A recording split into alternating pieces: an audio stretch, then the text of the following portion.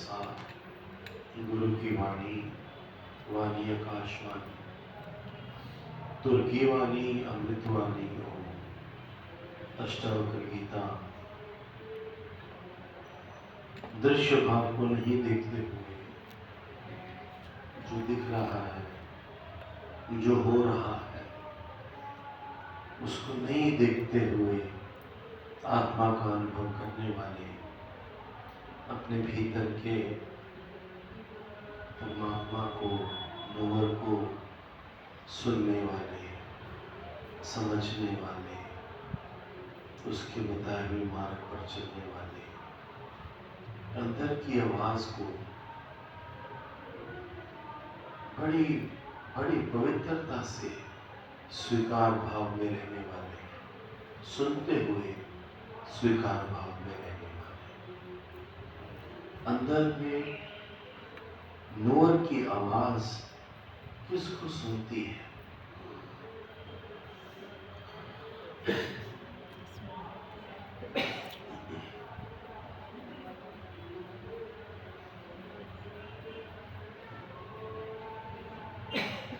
दृश्य भाव को नहीं देखते हुए जो घट रहा है सामने, जो हो रहा है, उसको नहीं देखते हुए भीतर के परमात्मा की आवाज को सुनते हुए, भीतर के भाव को सुनते हुए, देखते हुए, समझते हुए, जानते हुए, उसके अनुसार चलते हुए आत्मा का अनुभव करने वाले को कहाँ विधि है, इस विधि से ऐसे करिए, उस विधि से ऐसे करिए, ये विधि सही है, ये विधि सही नहीं है, को कहाँ वैराग्य है?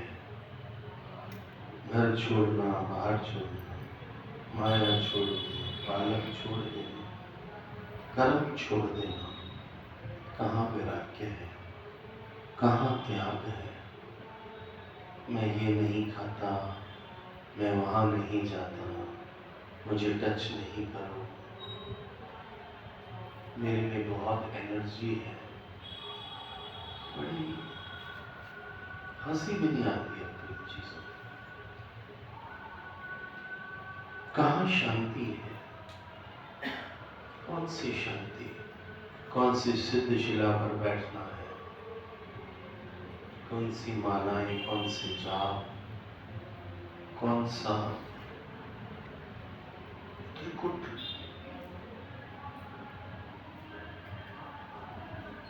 कौन सी त्रिकुटी शांति, कौन सा साधन? शांति प्राप्त करने के लिए साधन, और साधन करते हुए एक नई शांति का पैदा हो जाना स्वभाव से। मीरा बात तो करनी पड़ेगी, खाली तुम यहाँ बैठकर सुन तो नहीं सकते। मैं तो मीरा को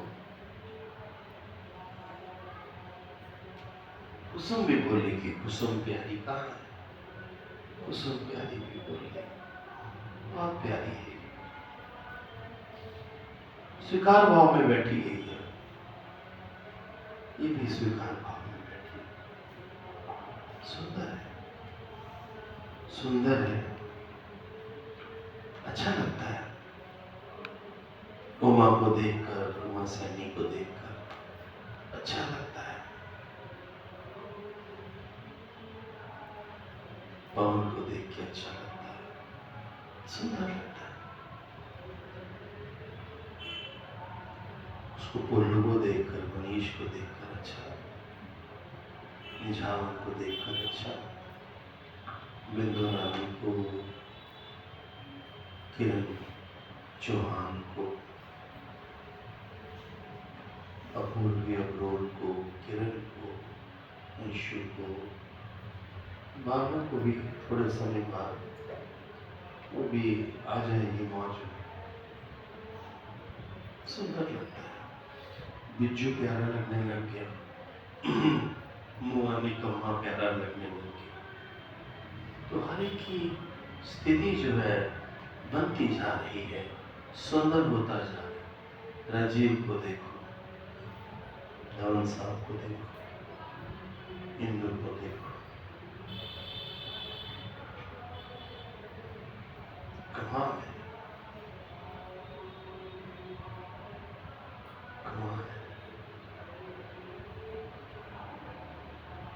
कुछ ही चलते हैं इस मार्ग पर, जोर शोर से तो बहुत आते हैं, कुछ ही चलते हैं, फिर कुछ साथ में और ले लेते हैं। बात तो बनती है। दृश्य भाव को नहीं देखते हुए, दृश्य भाव का अंदर में इफेक्ट ना होते, दृश्य भाव को नहीं देखते हुए शुद्ध आत्मा का अनुभव करने वाले।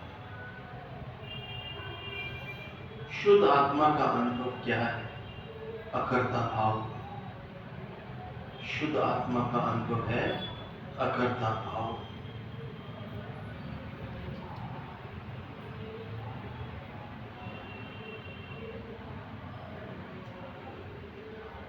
दृष्टा भाव, दृष्टा से भी ऊपर है साक्षी भाव, साक्षी से भी ऊपर है कुछ भी नहीं, शून्य।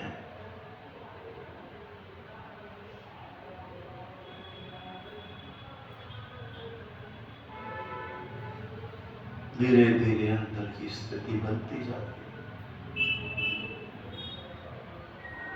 दृश्य भाव को नहीं देखते हुए शुद्ध आत्मा का अनुभव करने वाले ज्ञानी को कहां विधि है? विधि, तरीके, बनाए हुए, मान्यताओं से भरे हुए तरीके, कहां विधि है? किसी विधि में मनी नहीं है, प्राप्ति में बैठा है, विधि की जरूरत ही नहीं है, प्राप्ति में बैठा है। निजाम इस पर कैसा लग रहा है ऋषिकेश आज्ञा? माइनस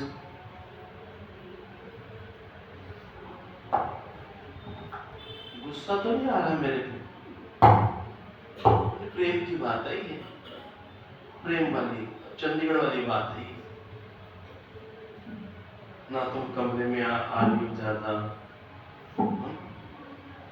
ना तुम मेरा काम कोई करने दे रहा है, तुमको सब संभाल लिया है तुमने।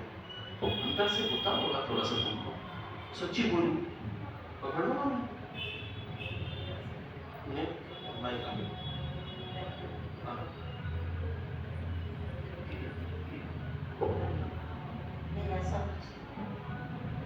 कैसा है?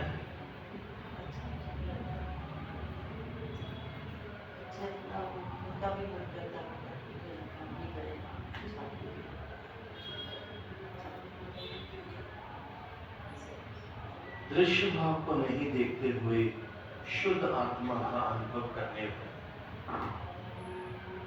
ज्ञानी को कहां विधि है, कहां वैराग्य है? शोर नहीं है उसकी जिंदगी में, हलचल नहीं है।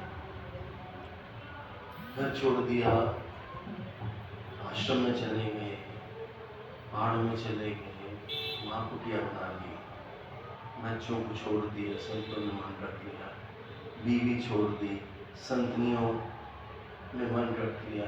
ऑफ कोर्स भावना चले शुद्ध है,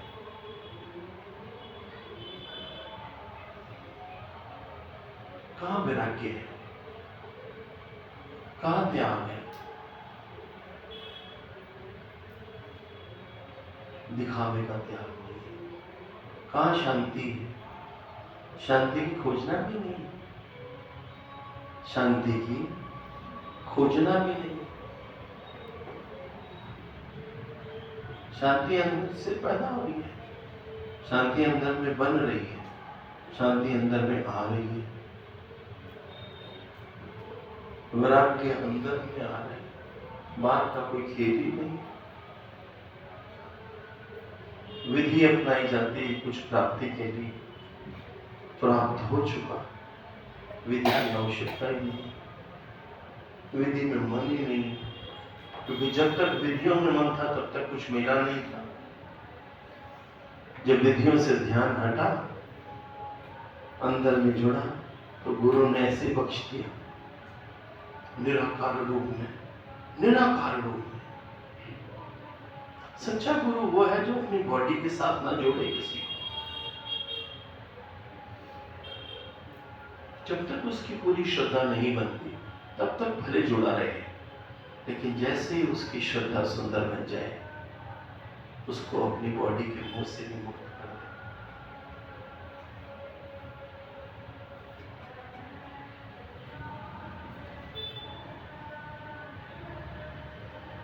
परमात्मा का कोई कारण नहीं है, वाह,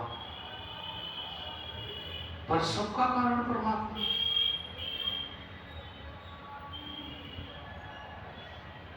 परमात्मा का कोई कारण नहीं, पर सबका कारण परमात्मा है। मानो वही सबका कारण है, उसी की वजह से ही सब है।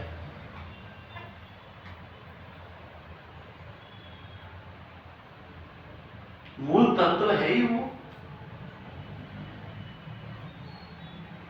तो बनावट देखता है, तो रूप रंग देखता है, तो पुतले देखता है, तो स्थूल देखता है, तो फिजिकल देखता है।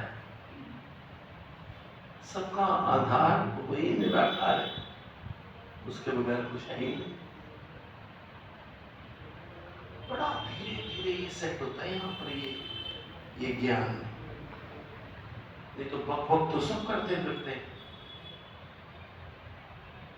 सुनने वाले सुन के आते, जब तक वो चार को सुना न ले उनको शांति नहीं आती। उनको लगता है मेरा सुनने का समय खराब ना हो जाए, जितना मैं सुन के आया फटाफट मैं सुना दूं। और कहीं और नहीं, अपने घर में ज्ञानी बने फिरते हैं। बच्चों के लिए माँ चली गई, पत्नी के लिए पति के लिए पत्नी चली गई, माता के लिए बेटी चली गई। क्यों? क्योंकि ज्ञान सुनाने लगी परिवार। परमात्मा को किसी ने नहीं बनाया। कमाल है कि सबको बनाने वाला वो स्वयं है। सबका कारण वो है, उसका कारण कोई नहीं।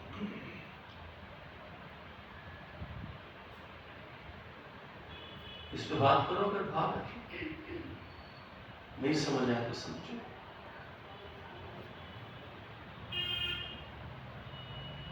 उसकी वजह से सब हो रहा है, पर वो किसी की वजह से नहीं है, वो स्वयं वो है, वो शिव हम है।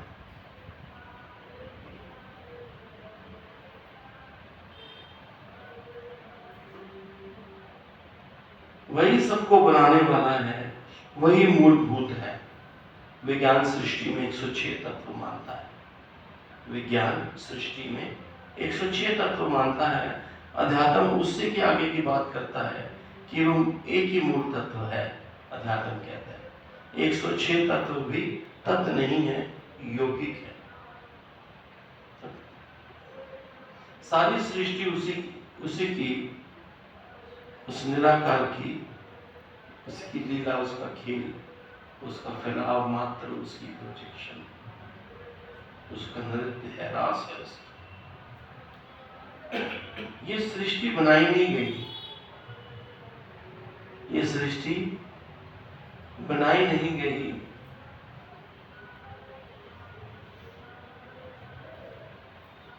क्षमा करें, ये सृष्टि बनाई गई। इसे बनाने का ना कोई कारण है ना उद्देश्य। ये सृष्टि बनाई गई, क्षमा करें, ये सृष्टि बनाई गई। इसे बनाने का ना कोई कारण है ना उद्देश्य। ये सृष्टि बनाई गई है, पर इस सृष्टि को बनाने का कोई कारण नहीं है और ना कोई उद्देश्य है। ये बात अंदर जाती है कैसे?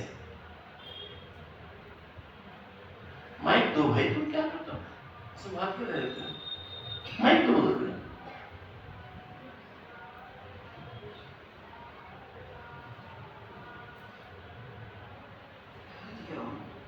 हमारे अंदर तस्वीरों का, शब्दों का खेल हर टाइम चलता रहता है, उसका कोई कारण नहीं है। उसी से सृष्टि बनती है, कल्पना से कहानियां बनती जाती है और एकदम सच्ची लगती है, पर है कहीं कुछ भी नहीं।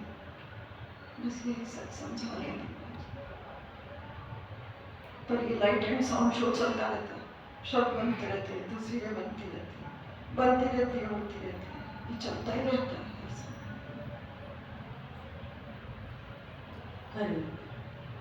आपने भी बताया कि परमात्मा स्वयं को उसका वो कैसे पैदा हुआ, कब हुआ, इसका कोई ना आदि है ना अंत है। उसी तरह परमात्मा ने, हम कहते सृष्टि बनाई, उसका भी कोई आदि और अंत नहीं है।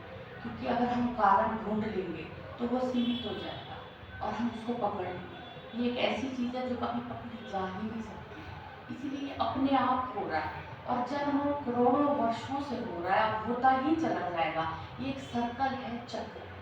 वैसे ही हमारा पैदा होना, मरना, पत्थर से लेकर हमारी जो लेस चेतना, हमारी जो बिल्कुल कम चेतना है, वो पत्थर, फूल, पौधे, वृक्ष, फिर पशु, पक्षी, इन योनियों से होती हुई मनुष्य योनि तक होकर अगर हम उसमें रियलाइज नहीं हुए तो फिर वापस पत्थर से लेकर वही सर्कल चलता जाएगा और ये करोड़ों जन्मों से चल रहा है और चलता ही जाएगा। अगर गुरु ना मिले तो ये सर्कल कभी भी हम मरण और पैदा और मरना और पैदा होने की इस चक्कर से कभी नहीं निकल सकते। ये समझ में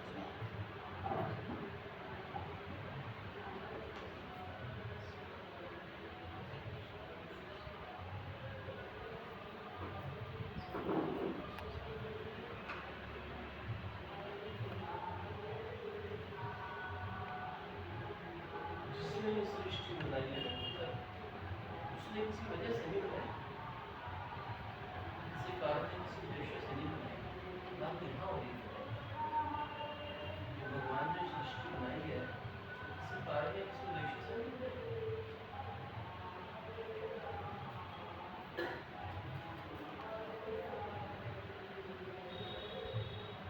सारी सृष्टि उसी की अभिव्यक्ति है, उसी का प्रभाव मात्र है। ये सृष्टि बनाई गई है, इसे बनाने का ना कोई कारण है ना उद्देश्य। मूर्ख लोग ही सृष्टि बनाने का कारण और उद्देश्य खोजते हैं। सृष्टि उस शक्ति का, जिसे ब्रह्म कहा गया है, उसका सहज स्फुरण है, सहज स्फुरण जो अपने आप हो रहा है, किसी निश्चित उद्देश्य से नहीं किया जा रहा। इसीलिए इसे लीला खेल आदि कहा गया है।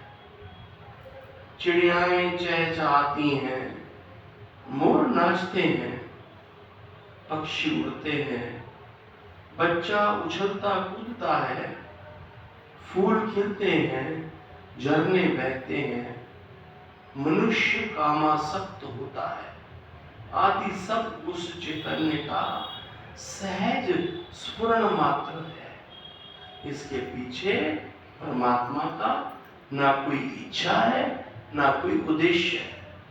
किंतु मूर्खों ने इन सब का उद्देश्य निश्चित कर दिया।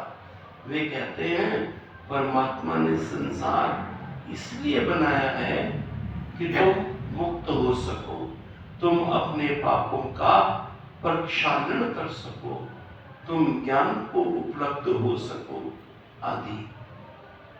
ये सब विकृत मस्तिष्क की मूर्तापूर्ण दृष्टि है। गुरुदेव अष्टावक्र कहते हैं कि ऐसी मूर्तापूर्ण दृष्टि अज्ञानियों की ही होती है, इसलिए वो अपने को मुक्त करने के लिए अनेक प्रकार की विधियां अपनाता है। संसार से विराग ले लेता है, घर छोड़कर जंगल भाग जाता है, घर गृहस्थी धन संपत्ति सबका त्याग कर देता है कि वो ये सोचता है कि यहाँ छोड़ने से उसे स्वर्ग मिल जाएगा। कुछ लोग मृत्यु के समय दान आदि देते हैं जिससे ये वस्तुएं आत्मा के साथ साथ चलती रहे। कुछ लोग अधिक बुद्धिमान होते हैं, वे इस सामग्री को अग्रिम अर्थात मृत्यु से पूर्व ही फेंक देते हैं जिससे मरने पर आगे पहले से ही प्यार मिले। ये सब मूर्खताएं हैं। सूरज माता बात करेगी इसके ऊपर। हाँ जी,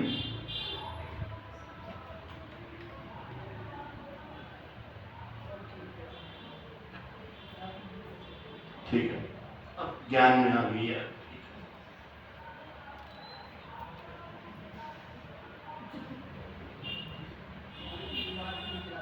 अच्छी बात है, पर वो बात जरूर बताना जो हर की पौड़ी पे गौ का बछड़ा दान करने गई थी तो अच्छी दान हो गई थी। बाद में पंडित 16,000 का बछड़ा ले आया, माता ने दान करना था तो पूंछ पकड़ा दी। तो जब दान हो गया, जब पौड़ी चढ़ के ऊपर जाने लगी तो उसने कपड़ा उठा के देखा तो बच्ची थी, दान ही बछड़ा करने गई थी। तो परेशान हो गई बेचारी, इतना सारा डंपर बिखरा, इतना पिछला भी लग गया और दान बछड़ा करने गई थी, गौ दान करने गई थी और कुछ और दान हो गया, मतलब उल्टा। नहीं, आपने कहा था नहर की पैड़ी पे गई थी, पूंछ पकड़ाई थी पंडित को। हाँ, माँ